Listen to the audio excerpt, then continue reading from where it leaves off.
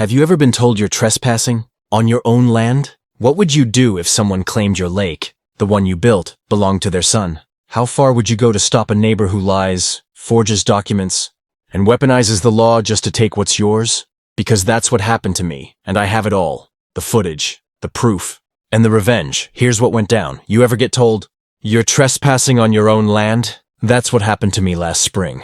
Standing barefoot on my dock, holding a fishing rod, watching the fog roll across the lake I built with my own 2 hands. When a screech of tires broke the silence, that's when she showed up. Blonde bob haircut, designer knockoff sunglasses, clipboard in one hand, her phone already dialing 911 in the other. Her first words? "You need to leave. My son deserves this land more than you ever will." I wish I was joking. She wasn't just some random trespasser. This was Karen Mitchell, head of the Clearwater Shores HOA, whose jurisdiction ends a solid half-mile before my ranch begins. She didn't care. Her son had plans for the lakefront, and apparently, I was the only thing in their way. But here's the thing. They didn't know who they were dealing with. This wasn't just a ranch to me. It was my reset button after a decade of federal service. And if she thought a clipboard and a tantrum could erase that, she was about to learn that sometimes the quiet neighbor is the one you really shouldn't cross. Because this was war. When I bought the 40-acre lake ranch 2 years ago, it wasn't much. Just an overgrown lot, a few crumbling sheds, and a dried-up pond tucked outside the HOA line. Perfect. I needed peace. I had just retired from 12 years as a field agent, and my idea of healing was building things with my hands, not sitting on a therapist's couch. So I dredged the pond, laid gravel roads, built a simple cabin. Over time, the fish returned. So did the birds. And so did my peace. Then came Karen. Technically, she lived in Clearwater Shores, the gated community just east of my property line. I first met her at the farmer's market. She was charming, in a fake laugh kind of way. Told me her son, Brad, had a vision for development. Didn't think much of it. Until one morning, I found a surveyor on my dock. Karen hired me. Said she's planning an amenities expansion for the HOA, he said sheepishly. I showed him my deed, kindly asked him to leave, and thought it showed up from the HOA, claiming my lake was under community consideration and required public accessibility discussions. It was laughable. I sent it straight to my attorney. Was over. Wrong. A week later, a certified letter, but then the fence posts started disappearing. Then the private property signs were slashed. Then came the visit, with Karen, her clipboard, and her adult man-child son, Brad, who looked like he lived at the gym but hadn't exercised a brain cell in years. "You're on unstable legal footing," Karen said, wagging a finger. "You should consider letting the HOA manage access." I chuckled. "This land's not under your management, Karen. Never was." Her smile tightened. "We'll see." That was just the beginning. Over the next month, it got weird.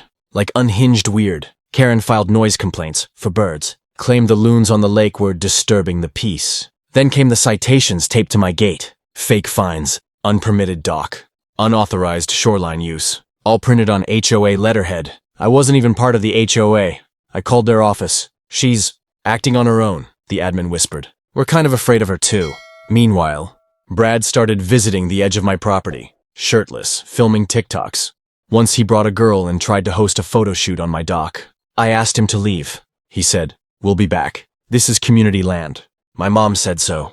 Next morning, the dock was vandalized. Rope slashed. A dead fish nailed to the side of my shed. I installed cameras. Filed a police report. Karen responded by calling 911 on me. Claimed I threatened her. Body cam footage later showed I was holding a watering can, talking to my goats. No charges, obviously. But that's when she went nuclear.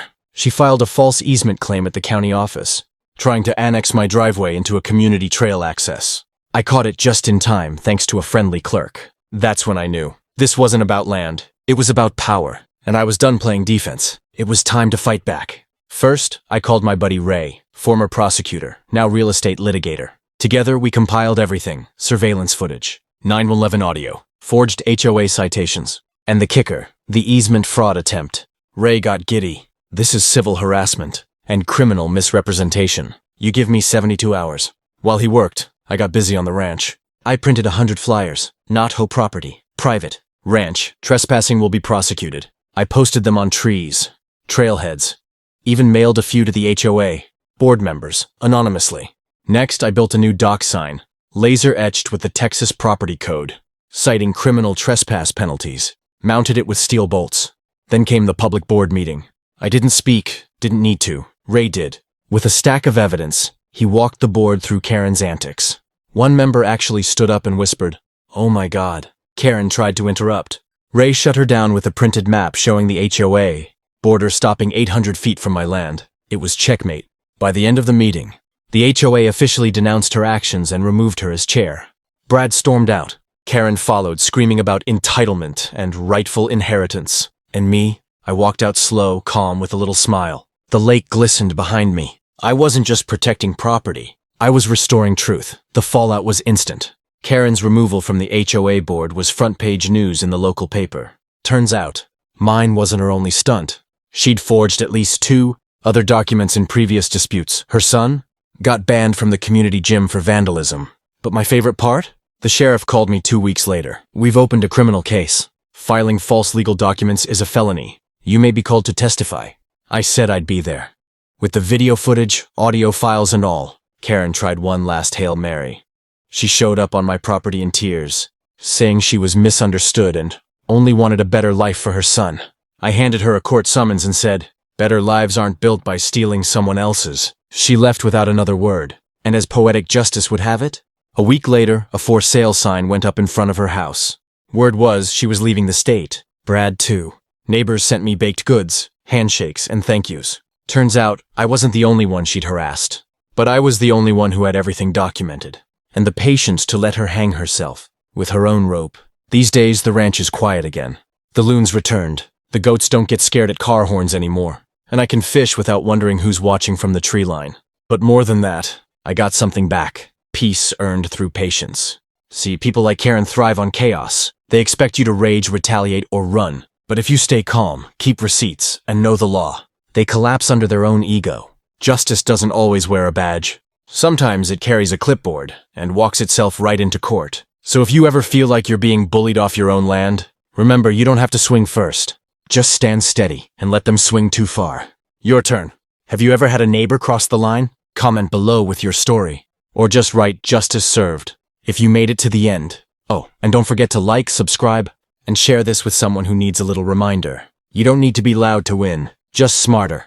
Catch you on the next one. If this story touched your heart, trust me, there's more to come. Just one click, and we'll walk this journey together. Don't forget to subscribe.